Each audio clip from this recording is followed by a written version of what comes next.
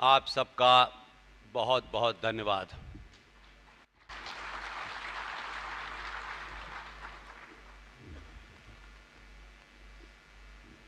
मंच पे बैठे हमारे संत महंत, मेरे जबलपुर के पहले दौरे से लेके अब तक मेरे सारथी के रूप में जबलपुर के हर इलाके में मुझे घुमाने वाले मेरे छोटे भाई प्रतीक अग्रवाल जी, जबलपुर में जब 3 साल पहले मैं आया था तो जिस विषय पे मैं बहुत बोलता था उसकी ओरिजिनल सोर्स वो मुझे जबलपुर में होगी ये मुझे पता नहीं था। और मुझे खुशी है कि उस परिवार से मैं कैसे जुड़ा, और इस 3-4 साल में मुझे ये दुख भी है कि जबलपुर के गणमान्य नागरिकों ने, 20 लाख यहां के नागरिकों ने, आपके बीच में ऐसे लोग भी थे, अगर आप इनकी भी चर्चा करते, सिर्फ चर्चा करने से पूरी दुनिया को पता चलता कि 22 से 23 साल की उम्र में जब युवाओं में बहुत सारा कैरियर बनाने की चिंता होती है, तब आप ही के जबलपुर का एक युवा वो जबलपुर में नहीं था, वो बंगाल के शांति निकेतन में बैठा हुआ था। क्योंकि हमारे यहां एक बीमारी है कि हमें अपनों की तारीफ करने में शब्द कम पड़ जाते हैं, और तारीफ करने में सोचते हैं इतनी करें इतनी ना करें क्योंकि कहीं आपकी तारीफ से उसको भारत का रत्न न मिल जाए। ऐसी गलतफहमी है आपको। अगर किसी ने भी हमारे बीच में कोई बड़ा काम किया है तो उसकी तारीफ इतनी कीजिए कि हजारों लोग वो प्रेरणा लेकर के वही बनने के लिए खड़े हो जाएं।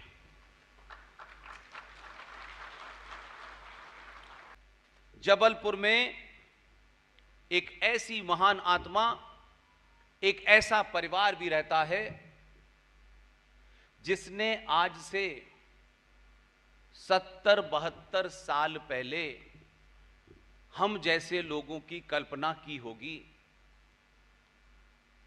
अपना काम बिना शोर शराबे के, बिना हंगामे के, उस सर्टिफिकेट लेके सरकारों की चापलूसी करने की जगह एक 22 से 23 साल का लड़का अपना काम करके चला गया।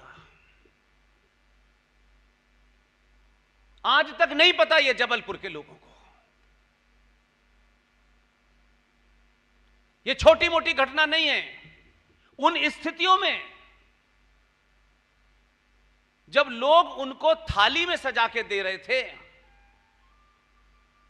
वो तब भी शायद आज के भारत की तरफ उनकी कल्पना होगी कि एक ऐसा समय आएगा कि हर एक की बोली लगेगी और हर आदमी अपनी कीमत के लिए तैयार हो जाएगा। तो जो आपके पास आइकॉन हैं, जिनसे आप प्रेरणा ले सकते हैं, उन्होंने वो काम आज किया और उसका आज हमको उस काम का व्याख्यान करने से हमको वाहवाही मिलती है। जबलपुर के शहर में एक ऐसी हस्ती जिसे शायद जबलपुर वालों ने पहले बोला होता तो जरूर पूरी दुनिया में आपका नाम होता, लेकिन मैं उनके परिवार के, उनके बेटे, उनकी धर्मपत्नी इस हॉल में मौजूद हैं, इसलिए मैं इस बात को मजबूती से रखना चाहता हूं। ये नहीं कहीं कहीं जाएंगे बायोडेटा लेकर के कि मेरे पिताजी ने ये काम किया था, बल्कि उनके संस्कार इनमें आए हैं जिनके कारण ये आज तक मुझ जैसे आदमी से निजी बातचीत में नहीं ये कह पाए, क्योंकि इनको लगता होगा कि ये कहना ही अपने पिता का अपमान करना है, जो अब इस दुनिया में नहीं है। इसलिए जब जब संविधान पे बड़ी चर्चा होती है हमारे यहां, ओहो हो, संविधान पे चर्चा होगी और संविधान को लेकर के आहा एक से एक विचार आता है। विजनरी कौन होगा ये 100 साल के बाद तय होता है, तब पता चलता है कि असली विजनरी कौन था। उसमें एक नाम जबलपुर में है जिनको मैं नमन करना चाहता हूं, मैं लौटा के बात वहीं लाना चाहता हूं, ताकि आपको वो मैं उस तरफ ले जाना चाहता हूं जहां आपका ध्यान नहीं गया। आपके शहर के एक महान आत्मा जिनका देहांत 2007 में हुआ, मुझे बताया गया, उनके पुत्र से मेरी कल रात बात हुई, वो अनुपम सिन्हा साहब और उनकी पत्नी यहां बैठे हुए हैं। मैं नहीं जानता कि आप उन्हें शक्ल से पहचानते हैं, मेरी रिक्वेस्ट है अनुपम भाई, जबलपुर के लोगों को पता तो चले कि आप कौन हैं और आपके पिताजी कौन थे। खड़े होकर दिखिए ताकि लोग आपको देख तो सकें कि यह आपके शहर का हीरा है। ये नीचे खड़े हैं मेरे सामने।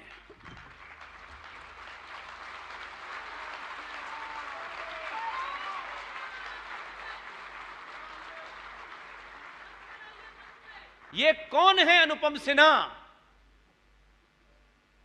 ये आपके शहर के वयोहार राम मनोहर सिन्हा के बेटे हैं। जानते हैं कौन है वो? 22 साल का आदमी इतना विजनरी हो सकता है, ये मुझे नहीं नजर आता। उस दौर में जब बिकने की वालों की लाइन लगी हुई थी और खरीदार बहुत सारे थे, उस आदमी का विजन देखिए। जब यह संविधान तथाकथित तौर पे पूरा तैयार हो गया, लिख गया, बन गया करीब करीब, तो उसमें एक चर्चा हुई। उस चर्चा में कहा गया कि ये जो भारत, जो संविधान के पहले पन्ने पे लिखा हुआ है, पहली लाइन क्या है?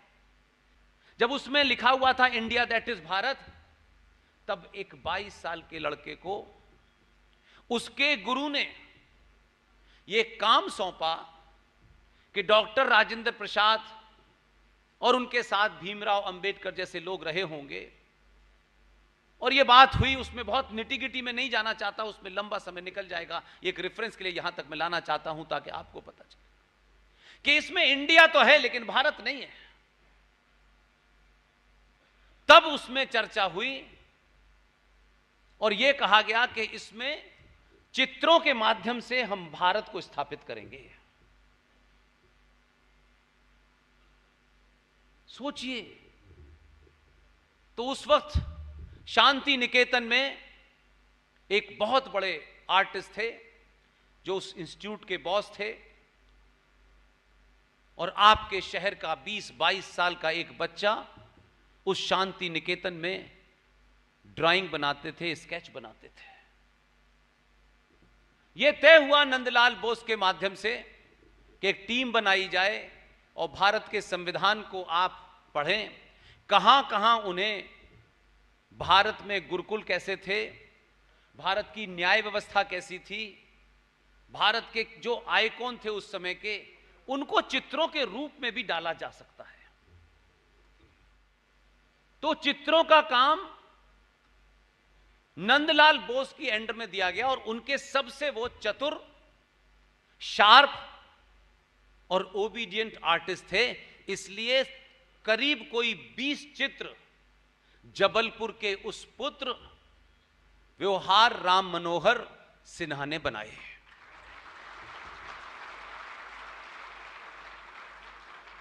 भारत के संविधान के पहले पन्ने पर जहां इंडिया दैट इज भारत लिखा हुआ है,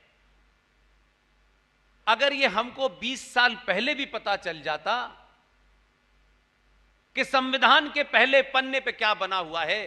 इसलिए मैं लौट करके जबलपुर के उस 22 साल के युवा के उस विचार पे जाना चाहता हूं कि अनुपम सिन्हा साहब ने 3 साल पहले मुझे कुछ कुछ बताया था जब पहली बार आया। इस बार भी कल परसों उनसे चर्चा हुई, तो क्योंकि उनके पिताजी का इनका संवाद है और कोई बहुत दिन नहीं हुए उनको गए हुए, तो तमाम सारी चीजें इनके जहन में थी। जब ये बता रहे थे तो मैं बार बार सोचता था कि क्या महान आत्मा रही होगी। 22-23 साल की उम्र में जब वो शांति निकेतन में ये स्केचेस बना रहे थे, कौन कौन सा स्केच बना रहे थे, उसके दिमाग में कितनी बड़ी सोच होगी। और अगर वो पूछे तो कह दीजिए कि वो अभी शांति निकेतन में नहीं है, और पूरी तरीके से वो सारे चित्र तैयार हुए नंदलाल बोस जी की देखरेख में। लेकिन उस आदमी का मैं समझता नहीं हूं कि कोई मुझे आधुनिक युग में ऐसा मिलता होगा। इसलिए मैं इनको प्रणाम करता हूं कि उस पिता का खून इनके अंदर है। आप सोचिए कि उन्होंने जो 12 चित्र बनाए, जब चित्र बनाने के बाद उनसे पूछा गया, और इतने समझदार थे वो कि उनको मालूम था कि संविधान अब जल्दी ही फाइनल हो चुका है, बस सिर्फ चित्र लगने हैं। कि तुलसीदास का उन्होंने एक चित्र बनाया है संविधान में डालने के लिए, लेकिन उसके बावजूद भी उन 22 चित्रों में से 12 चित्र जबलपुर के उस युवा के लगाए गए, और जो चित्र हटवाए गए उस 23 साल के युवा ने उस पर कोई सवाल नहीं किया। वो इससे ही संतुष्ट थे कि कम से कम 22 में सिर्फ 2 ही पागल आए हैं, कम से कम 20 तो हमारी संस्कृति के हैं। लेकिन बाकी के बचे चित्र जबलपुर के म्यूजियम में लगे हुए हैं। और यह बड़ी बात नहीं है, उस युवा की पहचान आपको तब पता चलेगी कि उस उम्र में जब ग्लैमर होता है, जब जोश होता है, लोग चाहते हैं मेरा नाम यहां भी दिखे यहां भी दिखे। आजकल तो सेल्फी है डाल देते हैं, वो भी नहीं थी। लेकिन उस 22-23 साल के युवा का ठहराव देखिए। डॉक्टर राजेंद्र प्रसाद ने राम मनोहर विहोर साहब से जब यह पूछा कि तुम इसका मेहनताना लोगे, तो उनका मैं कोई मेहनताना नहीं लूंगा इसका। कि किसी चित्र पे उन्होंने साइन नहीं किए, किसी पे साइन नहीं किए। आप सोचिए 23 साल का युवा क्या विजन रहा होगा। तब लगता था कि यह आचार्य चाणक्य का वंशज लगता है। देखिए इसमें एक बहुत बड़ी विजन छपी हुई है। लिखेंगे उस युवा का क्या एजेंडा रहा होगा। सच में मैं इनको जब जब देखता हूं मुझे उनके बारे में इतनी श्रद्धा होती है, और यह दुख होता है कि ऐसे ऐसे प्रधानमंत्री हुए इस देश के अंदर कि भारत के नागरिक सम्मान ये जो दिए जाते हैं, पद्म श्री पद्म विभूषण ये जो बंटते हैं खैरात में, इनकी बांटने वाली कमेटी का चेयरमैन प्रधानमंत्री होता है। यह सवाल पूछो तो लोग कहेंगे आप किसी के विरोधी हैं। अरे भाई हम किसी के विरोधी नहीं। वो नंदी जिसका जिक्र आपके शहर के उस 23 साल के आर्टिस्ट ने भारत के संविधान के पहले पेज पर छापा। इसलिए संविधान के जो प्रियम्बल है जिसमें लिखा है Bharat secular socialist republic date फलाने फलाने, मैं घुमा के बाद फिर वहीं लाना चाहता हूं जहां से मैंने जबलपुर के उस महान योद्धा के बारे में की थी। और जब वो तैयार हो गए, अब सोचिए 23 साल का 24 साल का आदमी का क्या क्या उसके दिमाग में चल रहा होगा। हम ऐसे ही चाणक्य के वंशज नहीं हैं, भले ही अब हम चापलूस और मक्कार हो गए हो, ये अलग बात है, ऐसे ही नहीं है। उस 23-24 साल के बच्चे ने राजेंद्र प्रसाद, देश का राष्ट्रपति, पहला राष्ट्रपति, इतना ज्ञानी राष्ट्रपति, उनसे कहा कि देखिए ऐसा है, अच्छा मेरा नाम किसी पन्ने पे मत लिखिए, सिर्फ मेरे नाम में सिर्फ राम है, उसे प्रियम्बल में जो डिजाइन बनी हुई है उसमें राम लिख दीजिए।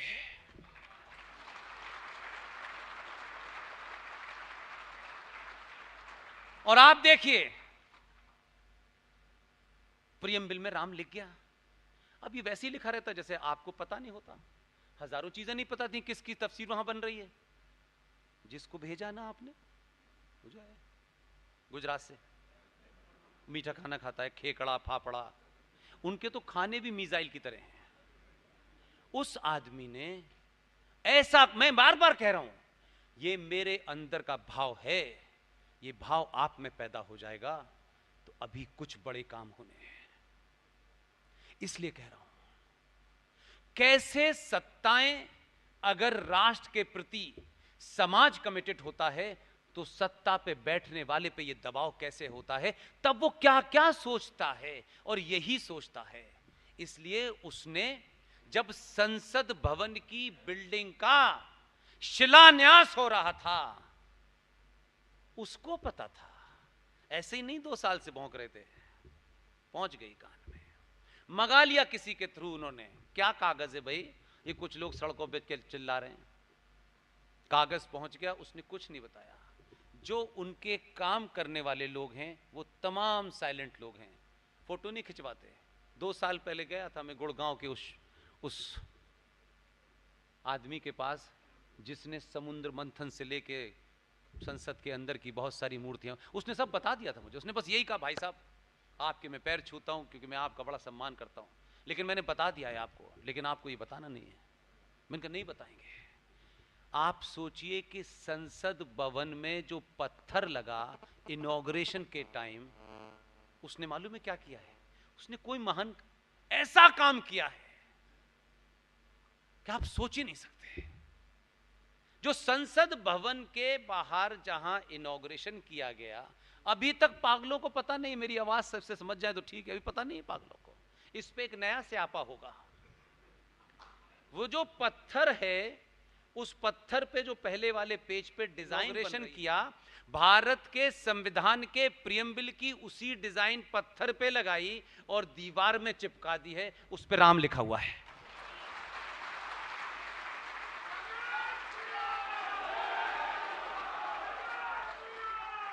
आप मुझे बताइए ये काम हो सकता था? ये समाज राम मनोहर विहोर को शायद कुछ समय बाद भूल जाए,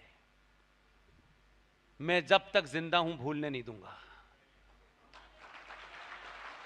लेकिन हम में से कोई नहीं होगा, और कब वो राम मनोहर विहोर सिन्हा साहब इस देश में राम के नाम से जाने लगेंगे, और लोग तब यही समझेंगे ये मर्यादा पुरुषोत्तम वाले राम हैं, ये राम मनोहर विहोर नहीं है।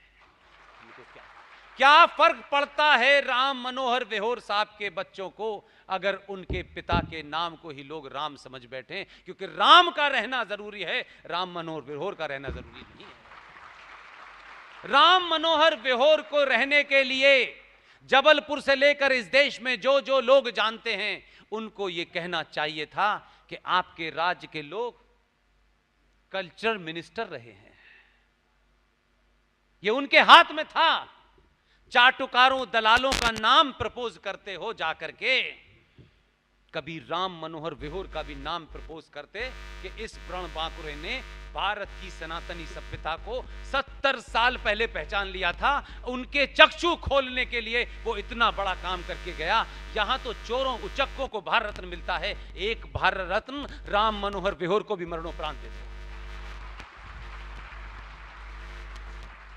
यह आवाज तो यहां से उठनी चाहिए थी। आप उठाते तो देश भर में हम कहते, हम उठा रहे हैं, हम कर रहे हैं। वो दे न दे, तब भी हम इस बात से संतुष्ट हैं कि हम ये बात उठाते रहेंगे। ये पुरस्कार उनका कद नहीं बढ़ाएगा, पुरस्कार का कद बढ़ जाएगा। इसलिए उनके वारिसों का जरूरत नहीं है। मैंने कल जब उनसे पूछा कि कभी इस सिलसिले में, उनका नहीं, हमने ना किसी से बात की, ना हमारा ये विचार, ना हम करेंगे। कि मेरा ही उनसे सवाल था कि कभी भी कोई उनको अवार्ड वगैरह मिला कि नहीं मिला। तब मैंने कहा उनसे कि नहीं, आप मत करिएगा, आप अपने दामन पे ये दाग मत लगाइएगा कि राम मनोहर विरोर के बच्चे जो थे अवार्ड के लिए घर घर एप्लीकेशन दे रहे थे, ये काम मैं करूंगा, जितनी मेरी शक्ति है करूंगा, मेरी पूरी टीम करेगी। ये महत्व नहीं है कि पद्मश्री और पद्म भूषण और भारत रत्न का महत्व है, लेकिन लंबे समय तक लोगों को ये लगे, ये उनके अंदर विचार पैदा हो कि कोई काम जो अगर आज आपने किया है उसे 100 साल के बाद भी अगर बड़ा काम है तो लोग रिकॉग्नाइज करते हैं। आप सब लोगों ने, मंच पे बैठे संतों ने, मेरी माओ ने, बहनों ने, बेटियों ने मुझे सुना। मेरी कोई बात अपने तरीके से रखने में आपको आहत हुए हो तो उसके लिए क्षमा, क्योंकि बात को रखने के लिए मैं घुमाता नहीं हूं, सीधे तौर पे रखता हूं।